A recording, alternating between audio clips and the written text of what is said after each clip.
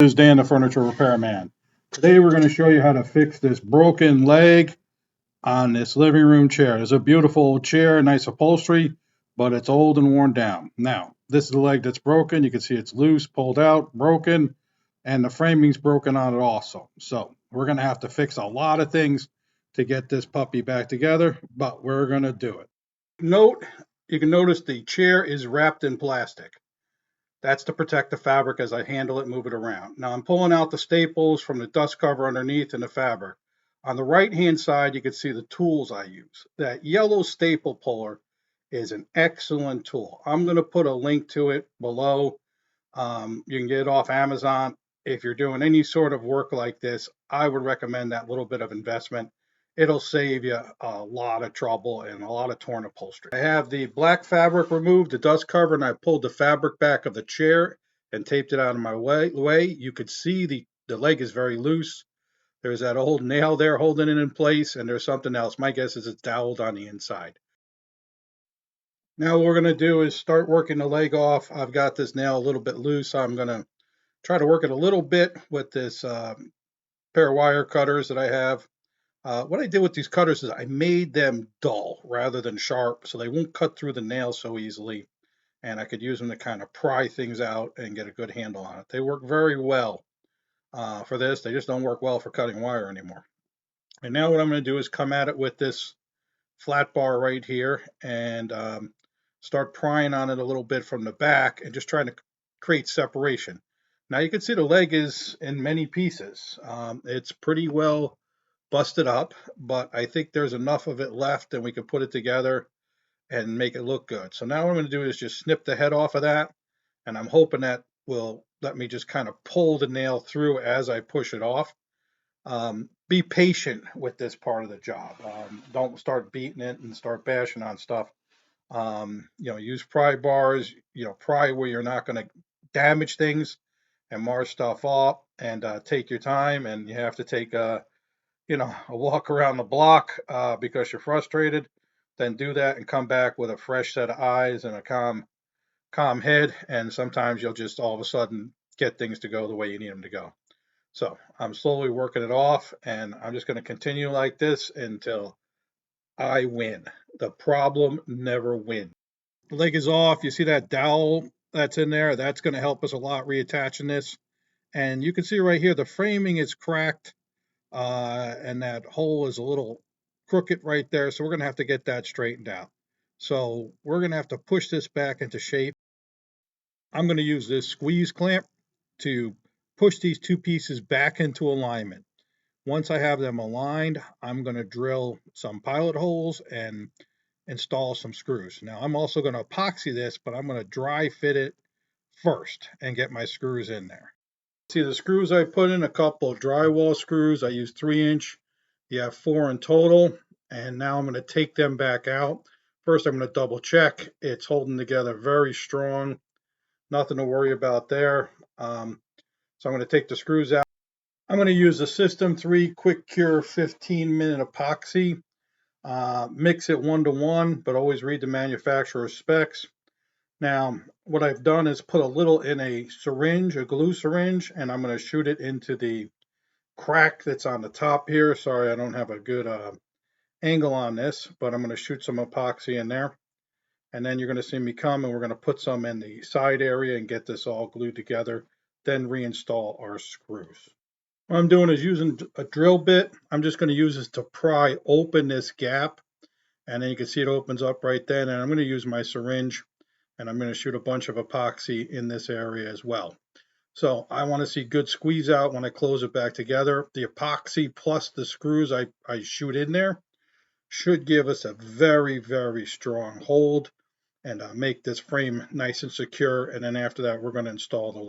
Now I'm going to put my clamp on to align that hole and that framing so it's in the correct position again. And after that, I'm going to grab my sheetrock screws and I'm going to start putting them in. So here we go. I'm just keeping an eye on that. When that hole lines itself up as close as I feel I can get it, then I'm going to go ahead and start shooting my screws in. Now I'm going to take my sheetrock screws, and you're going to see I'm going to coat a little bit of epoxy on there on the ends. And this is a technique I'm very fond of. It makes the screw become part of the wood. It binds everything together. It doesn't rely on just the thread strength, because now the threads are epoxied and the wood is epoxied. It's all becomes one good solid unit. I also think it makes the screw has a little bit of cushion because the epoxy keeps the screw from whirring around inside so much. So you're seeing one screw go in, all four of them are going to get shot in next. Now we got to get ready to install our leg. I'm going to put some epoxy on. I did take my sander and sand that area to get a little smooth there, and sand off any extra epoxy so I can get good adhesion into the raw wood. And I'm going to come back, and I need to get epoxy inside of that hole where the dowel goes. So I'm going to use a little bit of an acid brush or a little bit of a throwaway brush we use all the time to make sure I get good epoxy in that hole. Um, that hole is split in half. That's where the framing splits. So we have to make sure we get a good glue up inside there, because the dowel will actually help hold the framing together if it's glued well to the epoxy. Now here you see the leg. I'm coating that with epoxy. I always coat both pieces. And now it's going to go together. I'm going to push it right in. And I only have that one screw I'm going to use to hold it tight. When I dry fitted it, it worked pretty well. I was pretty comfortable with the way it held it in there nice and tight.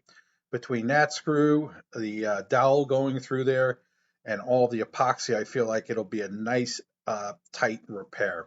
I don't want to start drilling extra holes through this leg or through this framing, because honestly they're quite damaged, and I don't think it's going to make it that much stronger. But I do feel like putting extra holes through these pieces may actually weaken it. Now the last thing I have left is this little triangle piece right here that goes there, and I have epoxy on it and epoxy in that spot right there. I'm pressing it into place. And what I'm going to do is just a 21 gauge pin nailer I'm going to use just to shoot it in place. But you could clamp something like this in place. I'm just using the pin nailer because I don't need it to be pushed that tight. It's sitting very nice and clean right there. And I feel like once the epoxy dries, it'll be nice and strong. Once the epoxy dried, now it's time to put our fabric back. And this is very easy. I'm just going to pull it down to the same position it was in before. I'm looking at the top and making sure I'm staying equal. I'm not over pulling it. I'm not wriggling it. Putting in my staples just like I pulled them back out. And then I'm going to go right across the top and do the side also. And once I'm done with that, then I'm going to pull up the dust cover right here. I like to start in the center and line the center up so that there's no wrinkles there, and then work my way left to right and right to left from the center out. That's usually the best way for me to keep it from being extra wrinkly, or making sure I get it on the same way that it came back off. The first thing I'm going to do is lightly sand this leg a little bit. I'm going to use a sanding sponge. You see right there, this is a 150 grit, so it's a little aggressive. But what I want to do is knock off any of the loose varnish that's on there. And you can see the varnish is chipping off in some places. So if it's loose, I want to get rid of it. The other thing I want to do is create some teeth for my sealer to grab onto. Now this, I don't believe, is lacquer on there. It looks a little too shiny to me. It could be a lacquer, but more likely it looks like a urethane base that somebody brushed on. Now as I sand it, you could see some of the color coming off. And this is quite common for legs like this, for the color not to be stained into the wood, but to be floated in the varnish. They're called toners, and we're going to show you how to use toners a little later in this video. Upholstery shops use them all the time to spruce legs up when they're done doing the upholstery, the fabric work.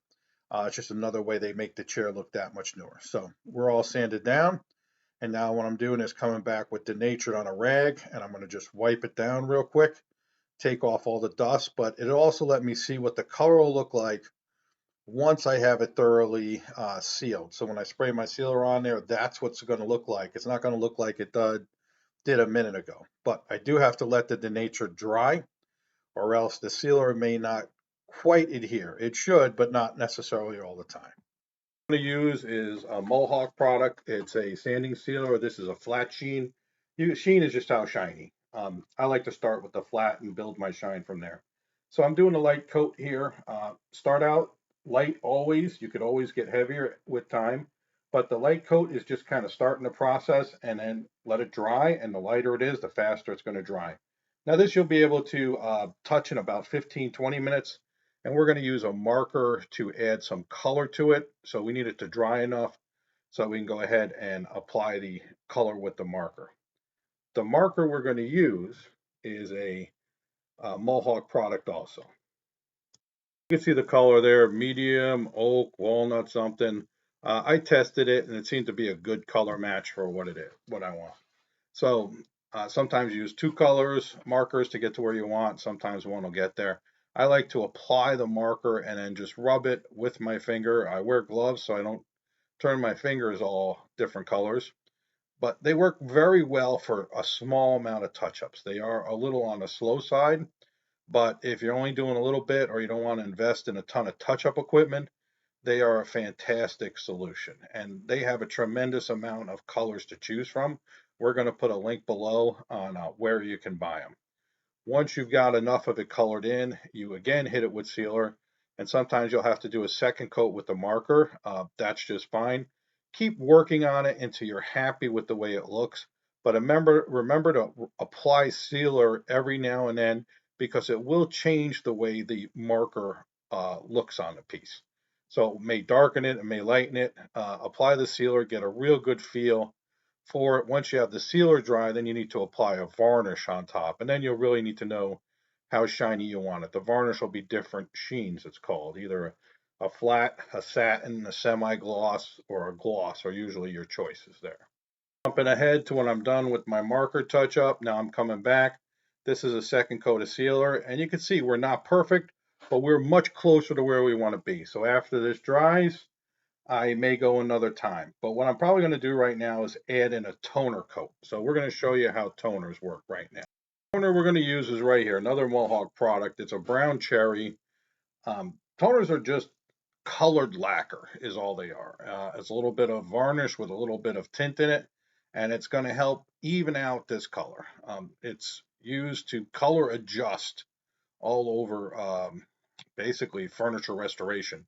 And I'm going very light because if you go too much too fast, you actually end up creating a lot of bubbles and then the color breaks and it's not good. But you can spritz on a little bit at a time and really even out color and give it a nice look. Now, after the toner is done, you should still put your varnish on to achieve your desired sheen, how shiny you want it to be. So the toner is going to dry very glossy. If you don't want glossy, then you're going to have to spray it with a flat or something like that. You see, I'm fanning it dry, and what I'm going to do is I'm going to come back now with a second color toner on top of this. I'm going to blend my colors to uh, get the desired look I want. One has a little more brown, one has a little bit more red. I think they'll look together. Here you see a medium brown walnut and walnut colors. I'm spraying it right there. You see the color that I'm going to get on that, and then I'm going to add that on top and just kind of add that little bit of tint in of that color right on top of the whole thing. Now that leg is looking really nice. We're looking at it from, a few inches away. To this, we're just going to spray our coat of varnish on there to get the desired sheen that we want. This has been Dan the Furniture Repairman. Thank you so much for watching. Remember, every time we restore a piece, we keep it out of the junkyard or the landfill.